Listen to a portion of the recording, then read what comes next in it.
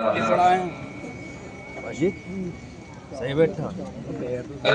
لله نحمده ونستعينه ونستغفره ونؤمن به ونتوكل عليه ونعوذ بالله من شرور أنفسنا ومن سيئات أعمالنا من يهده الله فلا مضل له ومن يضلله فلا هادي له ونشهد أن لا إله إلا الله وحده لا شريك له ونشهد أن سيدنا وسندنا ونبينا وحبيبنا وشفيعنا ومولانا محمدا عبده ورسوله صلى الله عليه وعلى آله وأصحابه وأزواجه وذرياته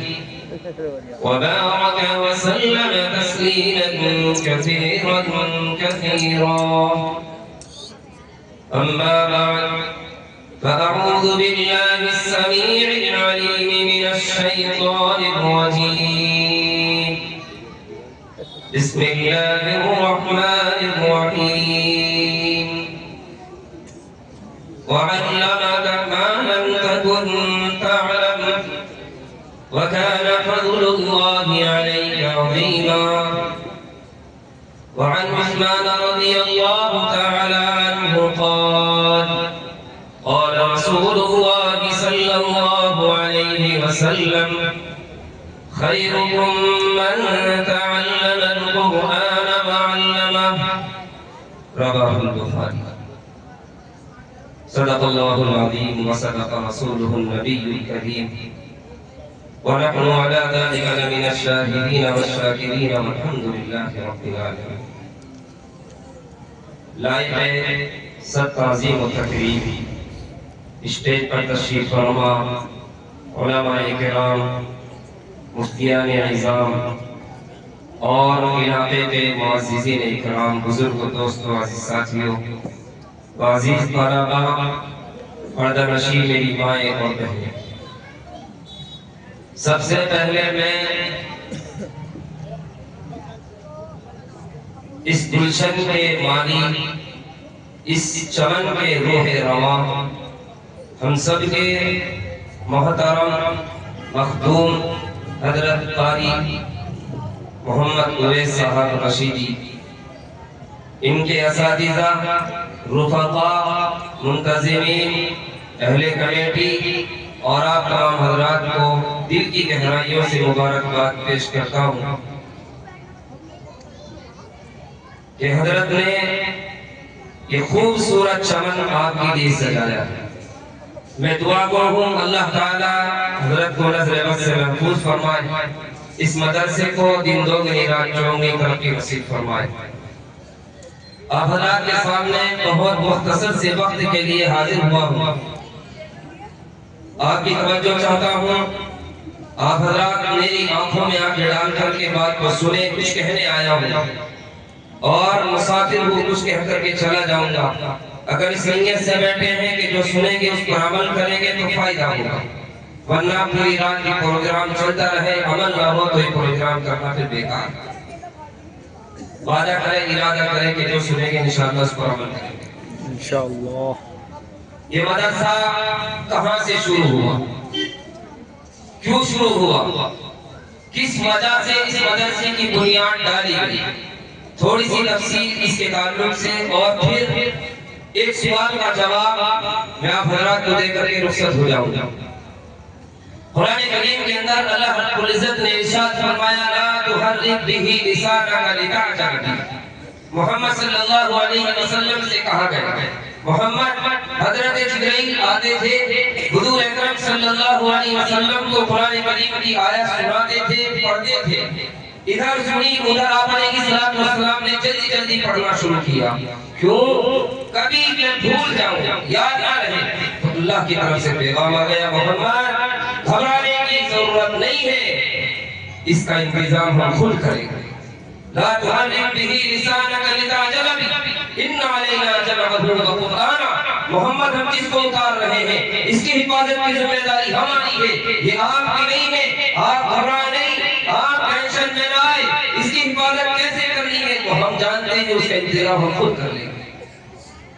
حضور اکرم صلی اللہ علیہ وسلم مکہ مکرمہ سے ہجرت کر کے مدینہ منورہ پہنچ گئے، مسجد کی بنیاد ڈال دی گئی۔ جو حضرات عمرہ کر کے آئے، حج کر کے آئے، جس نے مسجد نبوی کی زیارت کی ہے وہ جانتے ہیں کہ مسجد نبوی سے تھوڑے سے باہر ایک چبوترا ہے، اس چبوترے کو اصحاب صفا کے نام سے یاد کیا جاتا ہے۔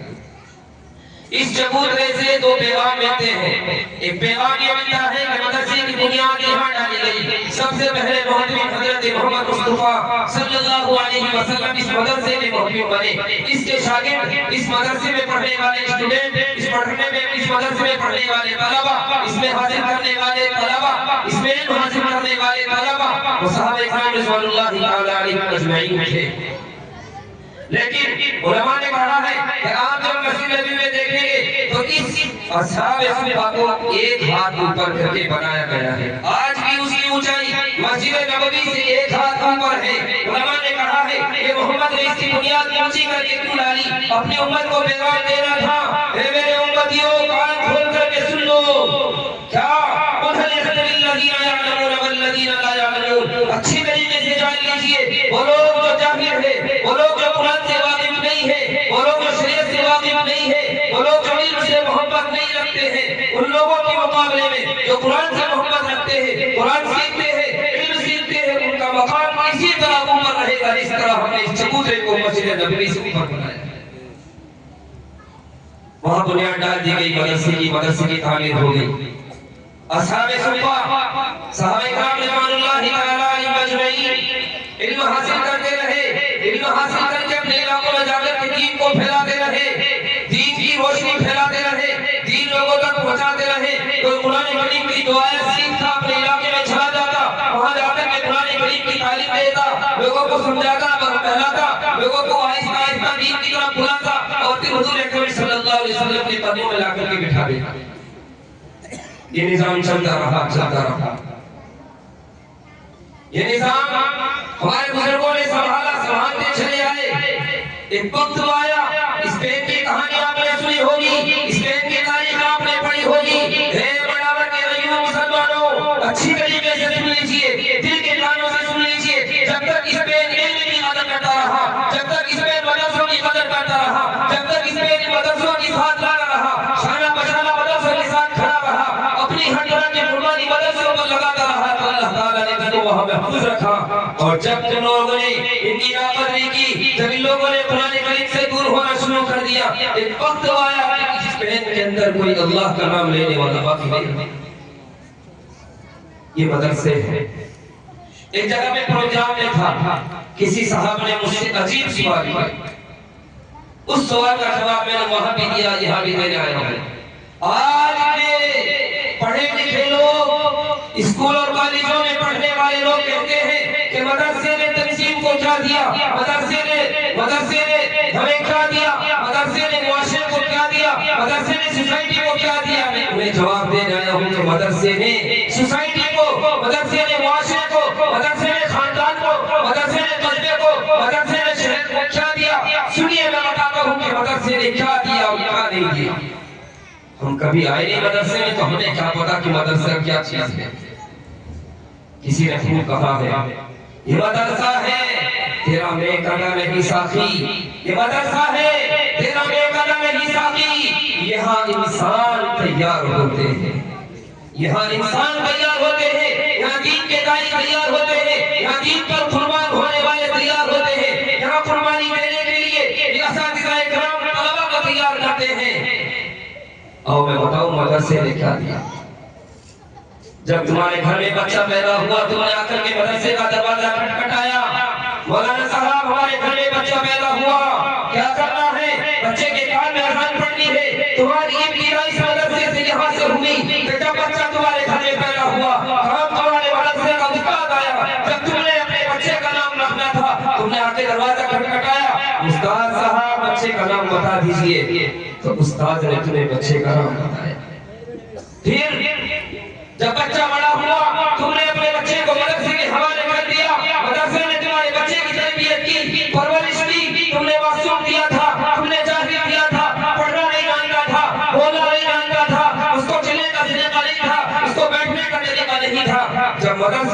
بچہ واپس دیا تو حافظ قرآن بن کر کے آج کہتے ہو کہ مدرسے نے کیا دیا. میں بھی سوسائٹی سے پوچھنا چاہتا ہوں, میں بھی معاشرے سے پوچھنا چاہتا ہوں, او سوسائٹی والوں, او معاشرے والوں, قصبے اور شہروں میں رہنے والوں, تم بھی تو بتاؤ تم نے مدرسے کو کیا دیا. ذرا اس مجمع میں کتنے لوگ بیٹھے ہیں, ہاتھ اٹھا کر کے بتائیں کتنے وکیل ہیں؟ ہے کوئی وکیل یہاں؟ کوئی ڈاکٹر ہے؟ ہاتھ اٹھا کر کے بتائیں کہ ہم ڈاکٹر صاحب ہیں. کوئی سافٹ ویئر انجینئر ہے یہاں؟ اتنے مجمع میں کوئی وکیل نہیں ہے. ہم اسکول والوں سے پوچھنا چاہتے ہیں, تم نے جب اسکول قائم کیا ہمیں وکیل کیوں نہیں دیا؟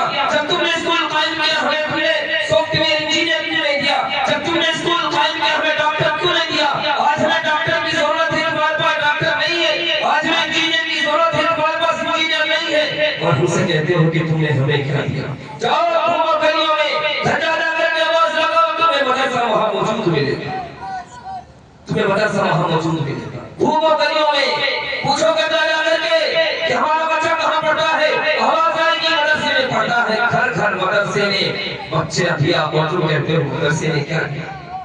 ہاں, اس مدرسے نے بتایا کہ محمد رسول اللہ کون ہے. اس مدرسے نے بتایا کہ آپ کے چلنے کا طریقہ کیا ہے. اس مدرسے نے بتایا آپ کے بیٹھنے کا طریقہ کیا ہے. اس مدرسے نے بتایا کہ آپ کے سونے کا طریقہ کیا ہے. اس مدرسے نے بتایا آپ کے بات کرنے کا انداز کیا ہے. اس مدرسے نے بتایا کہ جب محمد رسول اللہ چلتے تھے تو چلنے کا انداز کیا تھا.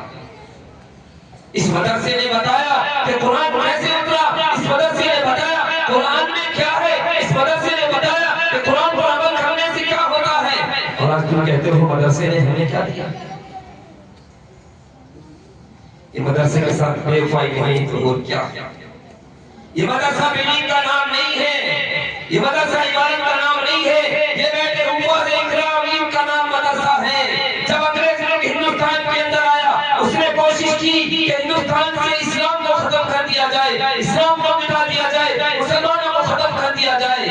ہمارے اکابروں نے اس کی گندی نیت کو پرکھ لیا, اس کا مقابلہ کیا گیا. وہ دہلی کے اندر آیا, اس نے مدرسے ختم کر دیے, اس نے بلڈوزر چلا دیا اور دارالعلوم میں جا کر کے جتنے قرآن کریم تھے اکٹھے کرنے لگے. استاد جی نے پوچھا بھائی کیا کر رہے ہو؟ یہ جتنے قرآن ہیں سارے اٹھا کر کے جلاؤں گا. کیا کرو گے جلا کر کے؟ جب تمہارے پاس قرآن نہیں ہوگا تو تم پڑھو گے کہاں سے؟ اس استاد نے کتنا خوبصورت جواب دیا, او بے وقوف انسان, تجھے نہیں پتا کہ ہم ورق نہیں پڑھاتے, ہم یہاں اتارتے ہیں, یہاں اتارتے ہیں. استاد نے معصوم سے بچے کو بلایا اور اس کے سامنے بٹھایا, کہا بیٹا پڑھ.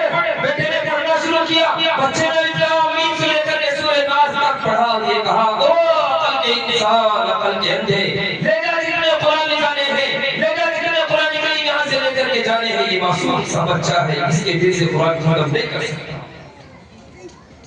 یہ ہے مدرسہ, یہ ہے مدرسہ. حضرت مولانا رشید احمد گنگوہی پیر و مرشید حضرت مولانا محمد مکی رحمت اللہ علیہ خانہ بھون سے ہجرت کر کے مکہ مکرمہ چلے گئے. انگریز نے آپ کے خلاف آرڈر دے دیا کہ رشید احمد کو گرفتار کرو. گرفتار کر لیا گیا.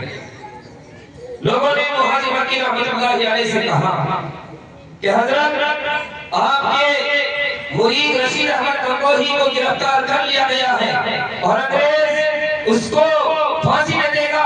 حضرت نے یہ سنا کہ میرے مرید کو گرفتار کر لیا گیا اور میرے مرید کو پھانسی دیں گے.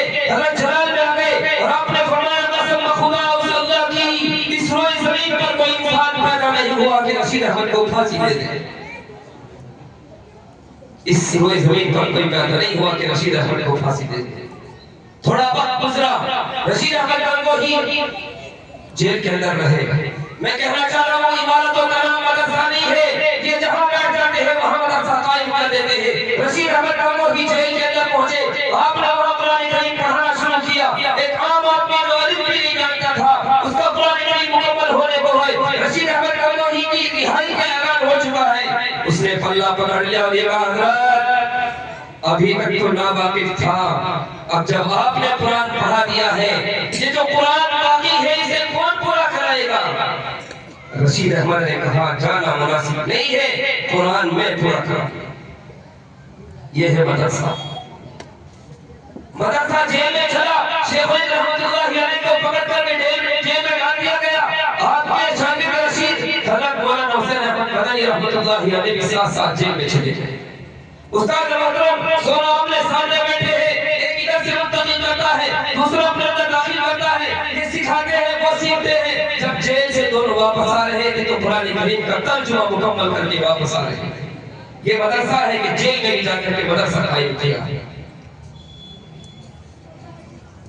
इसलिए बुजुर्गों दोस्तों, इन मदरसों की कदर करो। अगर इन मदरसों की हमने कदर न की तो याद रखना तुम्हारे नाम लेने वाला दुनिया में कोई बाकी नहीं रहेगा।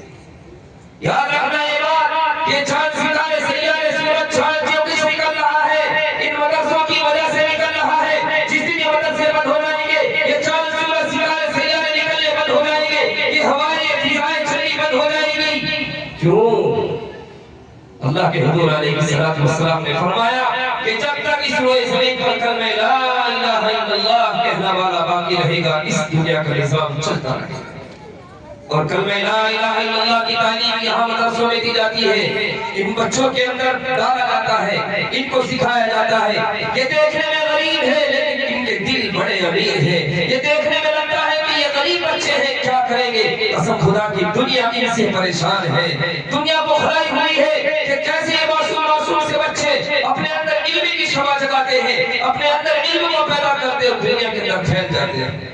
दुनिया मिटाना चाहती है लेकिन ये मिटते नहीं। किसी ने कहा है इस्लाम तो बोला है काटो तो हरा होगा, तुम जितना भी इसको दबाओगे इतना ही ये हरा होगा। मिटाओ मिटने वालों, मिटाओ मिटाने वालों, कसम खुदा की तुम मिट जाओगे लेकिन ये मदरसे नहीं मिटेंगे। तुम खत्म हो जाओगे लेकिन ये मदरसे खत्म नहीं हो सकते। इसलिए कि मुसलमानों को इन मदरसों से मोहब्बत है,